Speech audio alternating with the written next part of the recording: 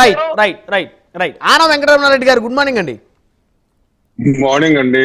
చిట్టిబాబు గారు, first and foremost నాకు ఒక క్లారిఫికేషన్ కావాలా. చాలా చక్కగా మాట్లాడారు. వాస్తవంగా ఈరోజు సజ్జల రామకృష్ణారెడ్డికి అదే విధంగా జగన్మోహన్ రెడ్డికి నా విన్నపం ఏంటంటే, మీ అధికార ప్రతినిధులు మీ పార్టీకి సంబంధించిన సోషల్ మీడియా టీంని అందరినీ చిట్టిబాబు దగ్గరికి పంపిస్తే చక్కగా ట్రైనింగ్ ఇచ్చి చక్కగా ఏమేమి మాట్లాడాలో వైసీపీ తరఫున చక్కగా ఒక అనలిస్ట్ ముసుగులో వచ్చి పంగనామాలు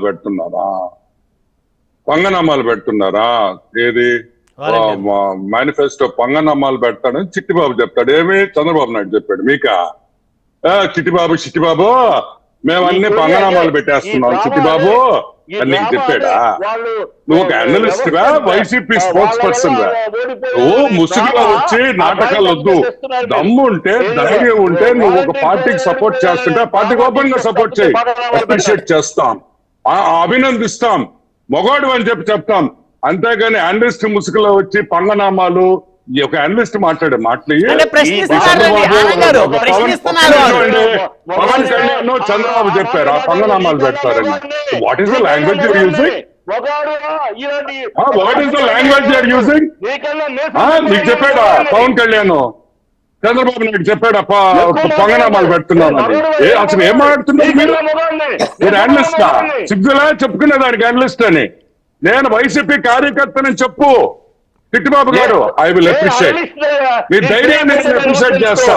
అంతేగాని వచ్చి పెద్ద సోది జగన్మోహన్ రెడ్డి వినుకొండలో చచ్చిపోయాడు. వినుకొండలో తెలుగుదేశం కార్యకర్తలు ఎంతమంది చచ్చిపోయింది తెలుసా? ఎంతమంది 307 కేసులు పెట్టి జైల్లో ఉన్నారు చిట్టిబాబు మీకు తెలుసా? వైసీపీ తాడేపల్లి ప్యాలెస్ నుంచి వచ్చే స్క్రిప్ట్ తీసుకొని వచ్చి అనలిస్ట్ ముసుగులను మాట్లాడితే నేను చెవుల్లో పువ్వు పెట్టుకొని నేను వద్దు వాస్తవాలు మాట్లాడు. పంగనామాలు నేను చెప్పాడు. ఈ చిట్టిబాబుని పిలిచి నేను చెప్పాను నేను పంగనామాలు పెడుతున్నామని. ఏం మాట్లాడుతున్నారండి రమణాయుడు గారు? ఇంకో పాయింట్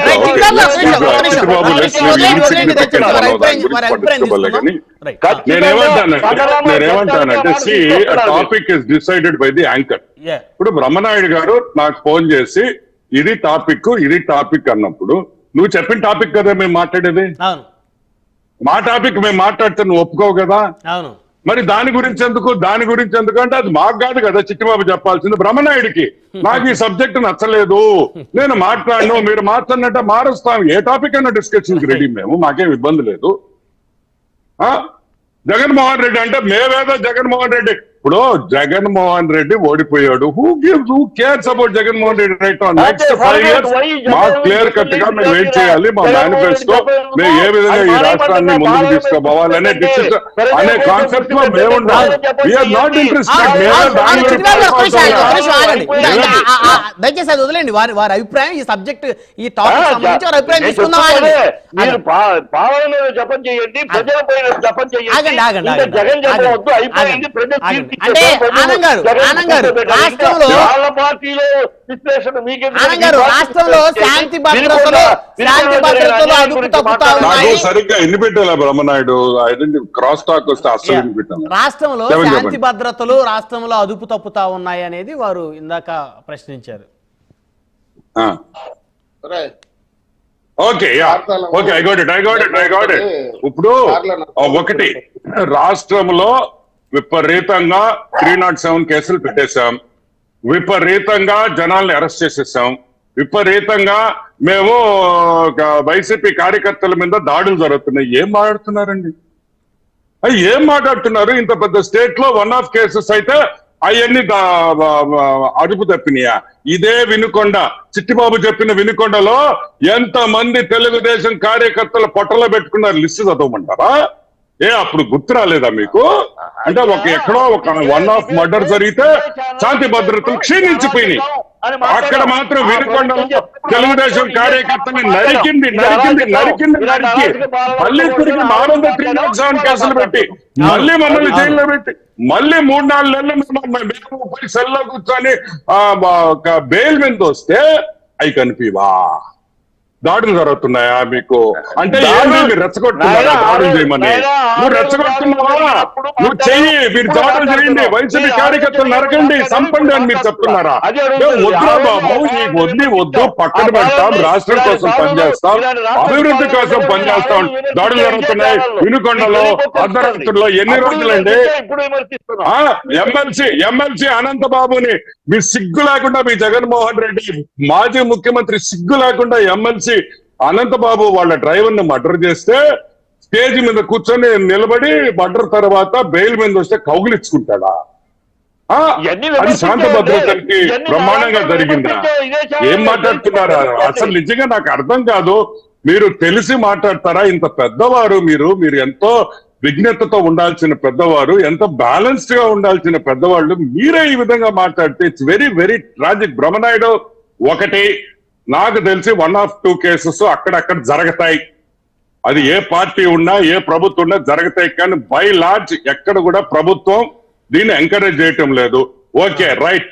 ఏ రోజైనా హోంమంత్రి గాని, అది ఆ హోంమంత్రి అప్పుడు ఉన్న హోంమంత్రి గాని, అప్పుడున్న జగన్మోహన్ రెడ్డి గాని కక్షలొద్దు, ఈ వద్దు అని వాళ్ళ వైసీపీ కార్యకర్తలకు ఏ రోజైనా చెప్పారా? Single statement of YS Jaganmohan Reddy and his home minister, అప్పుడున్న హోమ్ మినిస్టర్ ఏ రోజైనా ఒక స్టేట్మెంట్ ఇచ్చారా? దాడులొద్దు, ఈ వద్దు ఏమన్నారు? చంద్రబాబు మీద రాయేస్తే డీజీపీ ఏమన్నాడు? జరుగుతాయండి. పార్టీ ఆఫీస్ మీద దాడి జరిగితే ఏమన్నారు? కోపాలు వస్తే పొంగిపోతే వాళ్ళు విచక్షణ కోల్పోతారు. చంద్రబాబు నాయుడు ఇంటి మీద దాడి జరిగితే ఏమన్నారు? కోపాలు వస్తాయి. వినత పత్రం, మాజీ సీఎంకి వినత పత్రం ఇచ్చేది ఏంటండి? ఏం అవసరం అండి? నేను అనేది చేసిందంతా చేసి ఇప్పుడేదో పెద్ద హరిశ్చంద్రుల్లాగా, పెద్ద గుడ్ బాయ్స్ లాగా, 2వ క్లాస్ పిల్లకాయలు చదువుకునే పిల్లకాయల లాగా వచ్చి ఇక్కడ నీతులు చెప్తే వినేదానికి ఎవ్వరు లేరు బ్రహ్మనాయుడు. రైట్. ఆనంద్ గారు, ప్రధానంగా చూస్తే కార్యకర్తల్ని విస్మరించడం అనేది ఏ పార్టీకైనా శాపం అని అనుకోవచ్చా? ఒకటి జనరల్ గా నేను let us be very open. Okay, పార్టీలు పక్కన పెడతాం, YCP or TDP or any party. General గా రీజనల్ పార్టీస్ లో ఏంటంటే, రీజనల్ పార్టీస్ కి నేషనల్ పార్టీస్ చాలా తేడా ఉంటుంది. There is a lot of huge difference ఉంటుంది.